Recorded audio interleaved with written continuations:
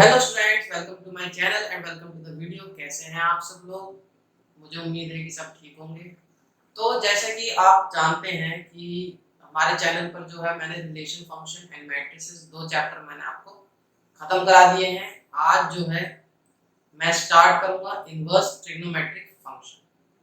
ठीक है, जो चैप्टर है सेकंड चैप्टर है, मैंने छुड़वा दिया था बट अब मैं उसको पहले उसे कंप्लीट कराऊंगा, फिर उसके बाद उसके आगे बढ़ूंगा। ठीक है, तो वीडियो स्टार्ट करने से पहले मेरी रिक्वेस्ट है कि इस वीडियो को लाइक करें, शेयर करें एंड सब्सक्राइब करें हमारे चैनल को। अगर हमारे वीडियोस आपको अच्छे लगते हैं तो अपने फ्रेंड्स के साथ भी शेयर करें। ठीक है, तो देखिए, है ना, स्टार्ट करते हैं।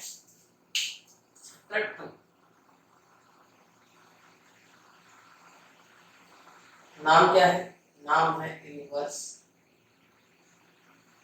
ट्रिगोनोमेट्रिक फंक्शंस, और इसी को हम क्या लिखते हैं? I T. ठीक है, क्या नाम है चैप्टर का? इनवर्स ट्रिग्नोमेट्रिक फंक्शन, है ना। अब नाम से ही समझ में आता है, देखिए नाम से ही समझ में आता है कि इसमें हमें दो चीजें यूज करनी है। एक तो इनवर्स फंक्शन,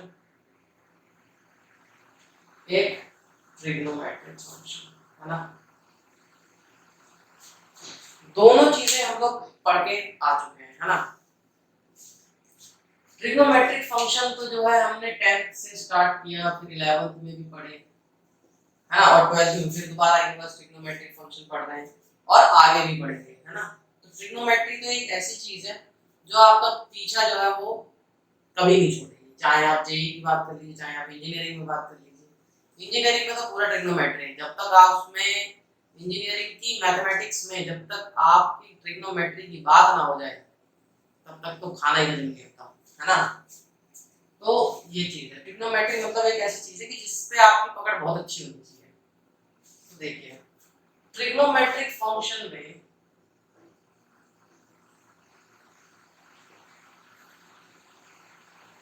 हमारे पास कुछ फंक्शन होते थे, sine x, cos x, tan x, cosec x, sec x, cot x, है ना। ये तो हम इसके बारे में हम जानते हैं, पढ़ के आ चुके हैं, है ना। अब देखिए बात अब वो नहीं है, फिर जो है अब हम बात करते हैं इनवर्स फंक्शन। इनवर्स फंक्शन, है ना। इनवर्स फंक्शन हम पढ़ चुके हैं कि f is said to be invertible, है ना, if and only if f is 1 1 and on, है ना, और f is bijection, है ना। ये चीज हम जानते हैं। अब इसमें यहां से हम बात करते हैं कि बाइजेक्शन की बात चल रही है। अब हमें ये पता है कि ये जो ट्रिग्नोमेट्रिक फंक्शन है, ट्रिग्नोमेट्रिक फंक्शन है, ये जो है ना, क्या ये वन वन होते हैं? पहली चीज, क्या ये फंक्शन वन वन है? तो देखिए अगर मैं बात करूं sin x इक्वल टू 0, किसी एक पॉइंट की बात कर रहा हूं, तो x की वैल्यू क्या होती है? n पाई, और n बिलोंग्स टू z, है ना। x की वैल्यू क्या होती है? n पाई, और n बिलोंग कर रहा है z में। मतलब कि अगर मैं सिर्फ 0 के लिए बात करूं तो इसकी कितनी वैल्यूज है? इनफाइनाइट। तो ये वन वन तो है ही नहीं, है ना। फिर ऑन टू की अगर मैं बात कर लूं, अगर ऑन टू की अगर मैं बात कर लूं तो इसकी जो रेंज होती है क्या होती है? -1 से 1, है ना, not equal to R real numbers, है ना, तो नॉट ऑन टू, है ना। और जो sin x है इसकी डोमेन क्या होती है आर, क्योंकि इसको कहीं दिक्कत तो है नहीं। डोमेन क्या होती है आर यानी कि रियल नंबर्स, और रेंज क्या होती है -1 से 1, है ना। तो एफ आर से आर ये डिफाइन होता है एफ ऑफ एक्स साइन। तो ना तो ये 1 1 होता है ना तो ये ऑन टू होता है। अब जब ये फंक्शन जो है ये 1 1 और ऑन टू होता ही नहीं, तो हम इनवर्स ट्रिग्नोमेट्रिक फंक्शन कैसे डिफाइन करते हैं, है ना। सबसे बड़ी बात यही होती है कि ना तो साइन फंक्शन 1 1 है ना ये साइन फंक्शन ऑन टू है, फिर भी हम इसका इनवर्स कैसे डिफाइन करते हैं, है ना। तो देखिए इसका रीजन हम देखते हैं। देखिए ये जो f of x equal to sine x, मान लीजिए मैं बात करता हूं इसके ग्राफ की।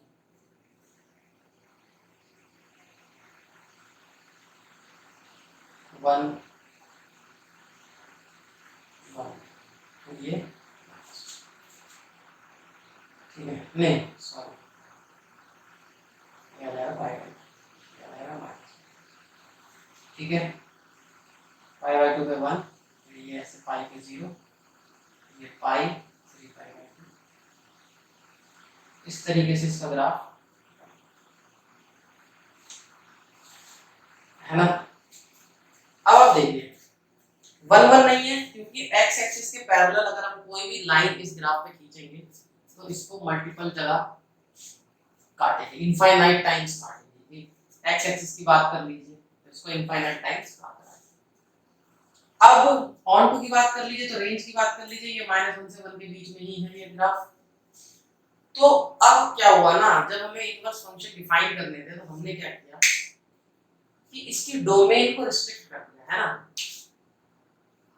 ये जो डोमेन इसकी थी आर, मैंने क्या किया ना, मैंने इसकी डोमेन ली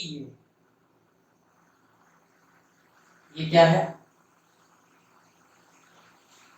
-π/2 से प्लस, रिस्ट्रिक्ट कर दिया ना, रिस्ट्रिक्टेड डोमेन, है ना। रिस्ट्रिक्टेड डोमेन क्या है -π/2 से प्लस π, ठीक है। फिर इसकी कोडोमेन, तो इसकी रेंज के बराबर ले लेते हैं, ऑन टू है ना, ऑन टू के लिए कोडोमेन और रेंज बराबर होती है, ठीक है। तो कोडोमेन मैंने ले ली -1 से 1, यानी कि अगर मैं ऐसे π/2 से -π/2 से प्लस π/2 तक, और ये -1 से 1 में अगर मैं ये sin x डिफाइन कर रहा हूं तो ये बाइजेक्शन बन जाएगा, है ना। ये बाइजेक्शन बन जाएगा। तो अब अगर ये sin x इस डोमेन, ये डोमेन है ये रेंज है, अगर इस डोमेन और इस रेंज के साथ अगर ये फंक्शन बाइजेक्शन बन रहा है तो फिर मैं इसका इनवर्स भी डिफाइन कर सकता हूं, यानी कि मुझे एक ऐसा फंक्शन मिल जाएगा कि अगर मैं मतलब ऐसा फंक्शन g मिल जाएगा इसमें -1 से 1 तक और -π/2 से π/2 तक, है ना। एक ऐसा फंक्शन मिल जाएगा जिसमें मैं sin x ऑपरेट करूंगा तो मुझे आइडेंटिटी फंक्शन मिलेगा। So this function is called the sin inverse x, है ना। उसकी डोमेन क्या हुई -1 से 1, रेंज क्या हुई -π/2 से प्लस π, ठीक है। तो इस तरीके से हम इसका इनवर्स फंक्शन डिफाइन करते हैं।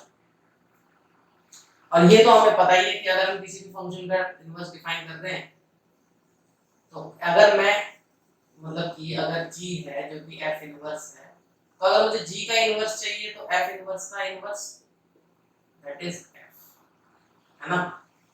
यानी कि ये sin इनवर्स जो है वो sin का इनवर्स है और sin जो है वो इसका इनवर्स है। अगर मैं इसका इनवर्स sin x का इनवर्स दोबारा से डिफाइन करना चाहूं तो मुझे यही मिलेगा, है ना। तो देखिए sin का एग्जांपल लेके मैंने इसलिए समझाया क्योंकि sin का एग्जांपल लेके चीजों को विजुअलाइज करना आसान हो जाता है। है ना। ये साइन एक्स का ग्राफ है, ठीक है। अगर मुझे साइन इनवर्स एक्स का ग्राफ बनाना है तो कुछ नहीं करना है, सिर्फ इसको ऐसे घुमा दीजिए, मतलब ये -π/2, ये +π/2, है ना। ये 1, सॉरी हाँ ये 1, ये -1, अब ये ऐसे जाएगा, है ना।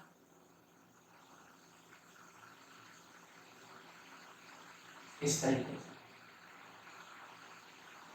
कुछ इस तरीके से जाएगा, है ना।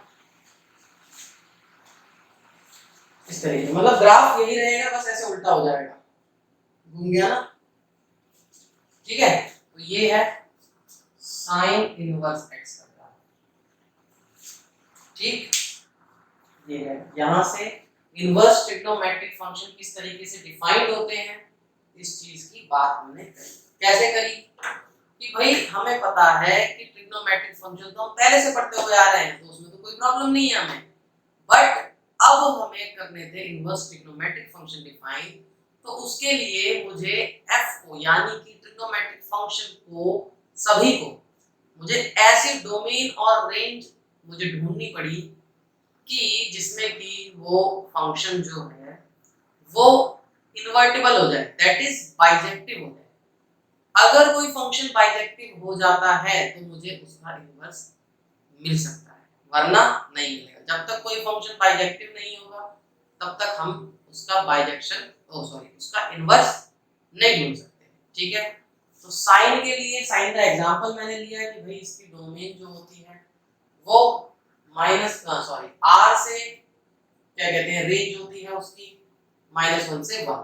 बट अगर मैं रिस्ट्रिक्ट कर दूं उसको कि भाई मैं पूरे r से मैं नंबर्स नहीं ले रहा, पूरे r से मैं इनपुट नहीं दे रहा, मैं क्या कर रहा हूं कि -π/2 से +π/2 में ही सिर्फ इनपुट दे रहा हूं, और जो कोडोमेन है जो r होती है जनरली, है ना, हम sin x को कैसे डिफाइन करते हैं, f r से r, है ना, तो वो 1 1 और 2 कुछ भी नहीं होता।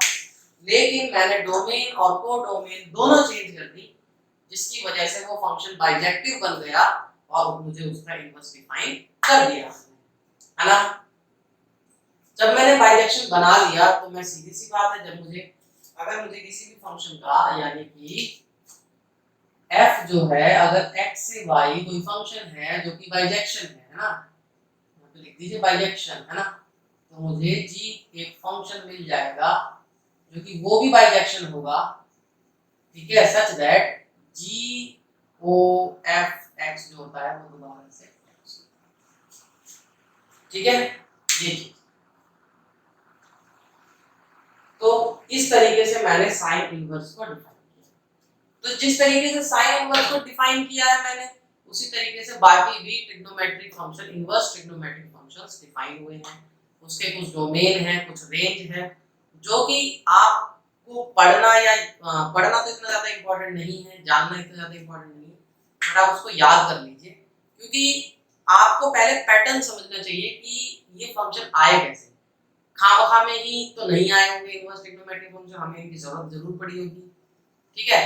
तो ऐसे कोई भी फंक्शन नहीं आता है, हमें जब जरूरत पड़ती है तब हम उसको डिफाइन करते हैं, ठीक है। तो देखिए चलते हैं आगे, नेक्स्ट टॉपिक है, कुछ नहीं है टॉपिक वाइज कुछ नहीं है, domain and range of inverse trigonometric functions, ठीक है। ये है डोमेन, ये है रेंज, है ना। तो ये आपको पता होनी चाहिए, ये है यहाँ फंक्शन, ठीक है। यहाँ पे लिखिए sine inverse x, cos inverse x, tan inverse x, cosec inverse x, sec inverse x और cot इनवर्स x, है ना।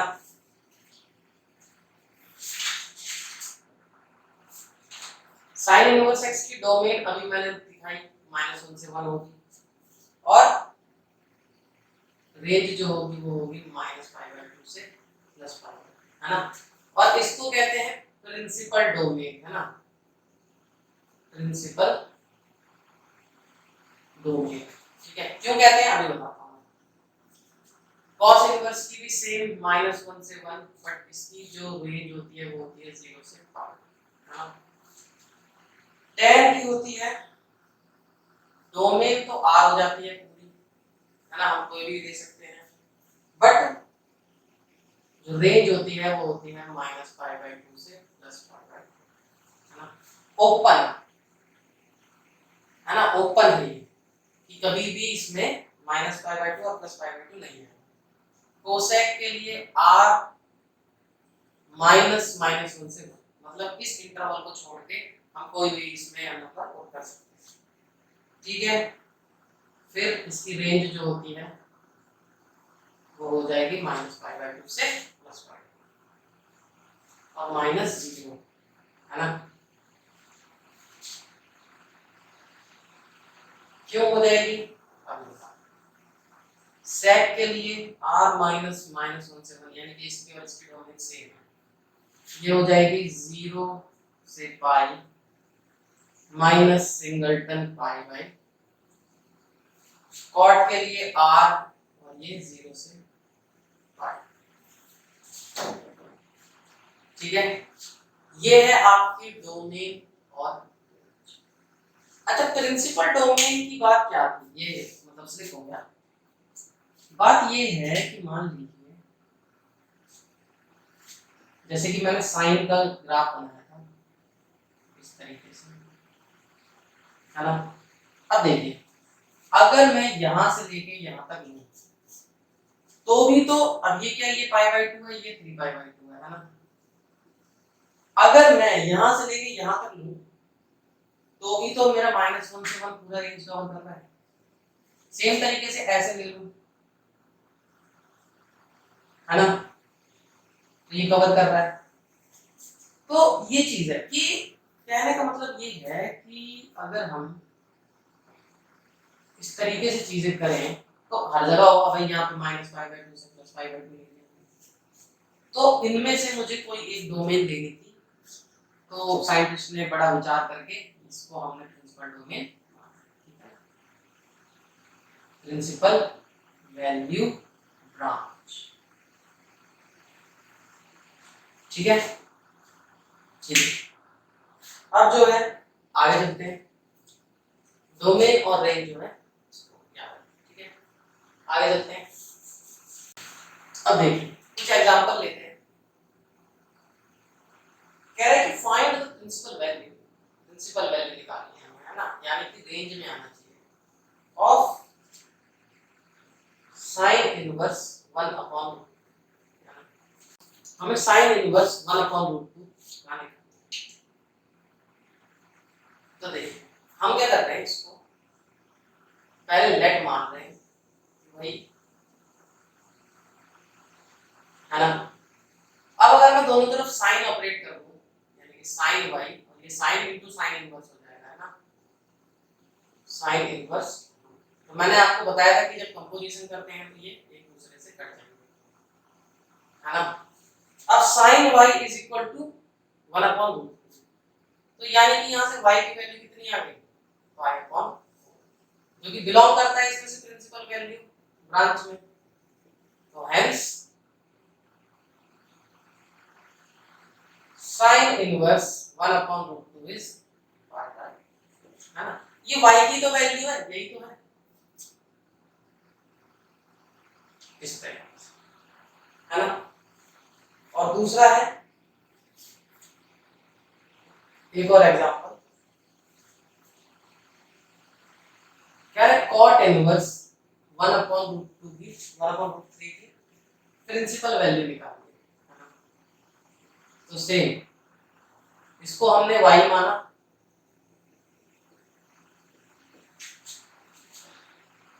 cot y is equal to 1/√3। ठीक है, अब माइनस में है, अब cot में -1/3 की बात कर रहा है, तो cot नेगेटिव का होता है थर्ड क्वाड्रेंट, लेकिन अभी हमने cot की रेंज पढ़ी थी 0 से पाई होती है ना, यानी कि तो अब ये किस पे चला जाएगा, 1/√3, 1/√3 होता है π/6 माइनस में π/6 है ना। लेकिन -π/6 जो है वो 0 से पाई में तो बिलोंग करता ही नहीं है ना। तो ये क्या हो जाएगा पाई माइनस π/6 दैट इज 5π/6 है ना। ये हो जाएगा सेकंड क्वाड्रेंट में होगा ना, क्योंकि सेकंड क्वाड्रेंट में बिलोंग कर रहा है। तो जो है यहाँ से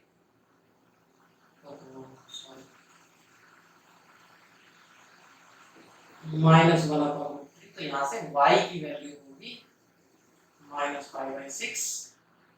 ठीक है, तो y की वैल्यू कितनी हो गई 5/6 जो कि 0 से पाई में बिलोंग करता है। तो इसकी प्रिंसिपल वैल्यू ये।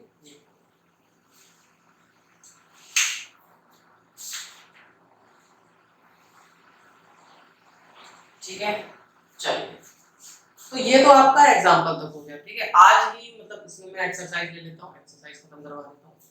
देखिए एक्सरसाइज 2. Question number 11। ठीक है, tan इनवर्स 1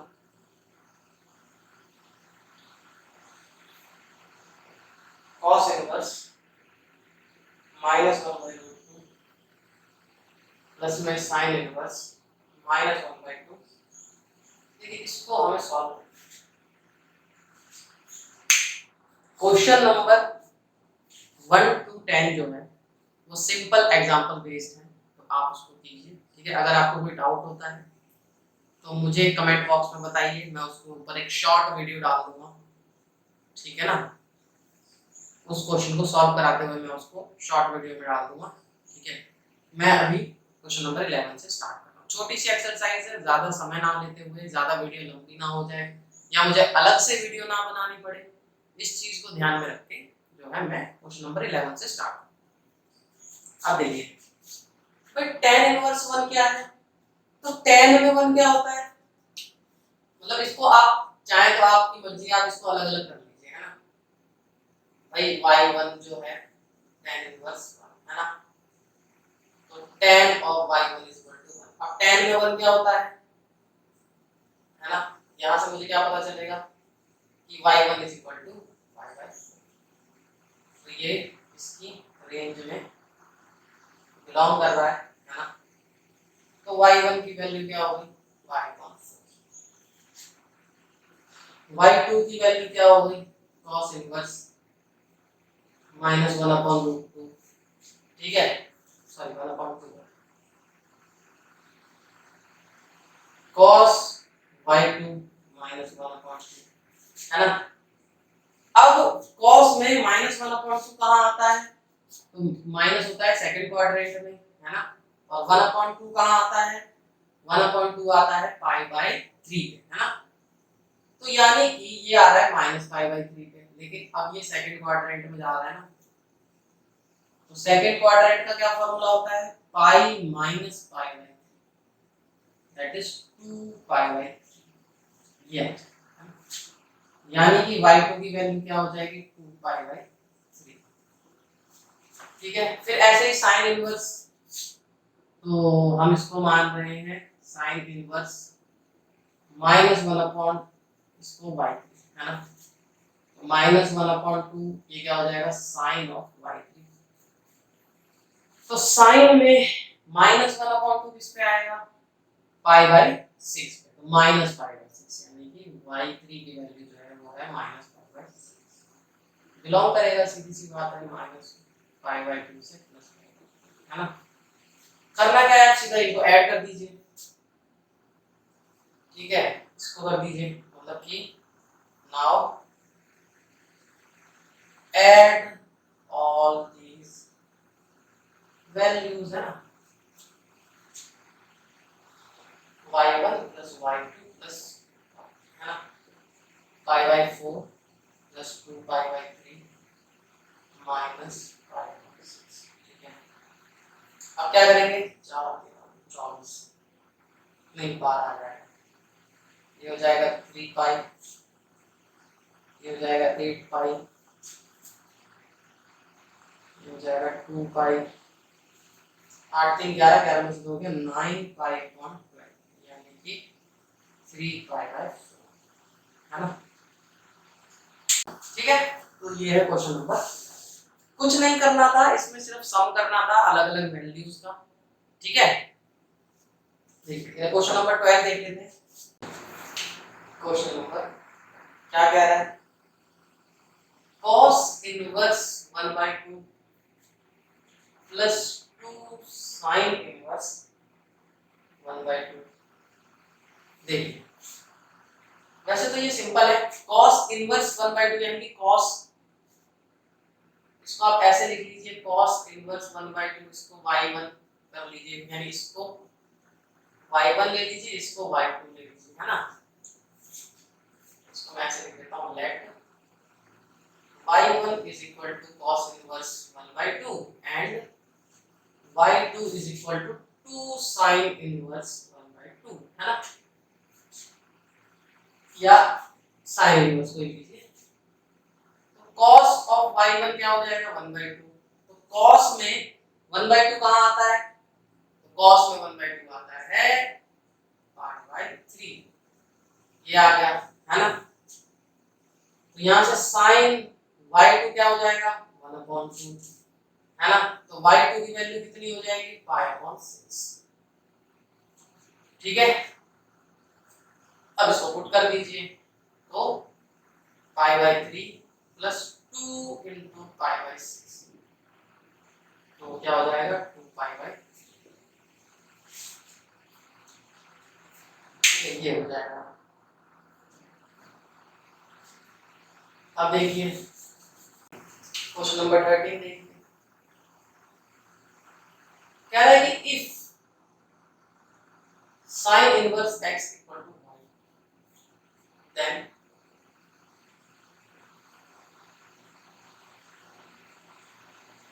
जीरो से पाई,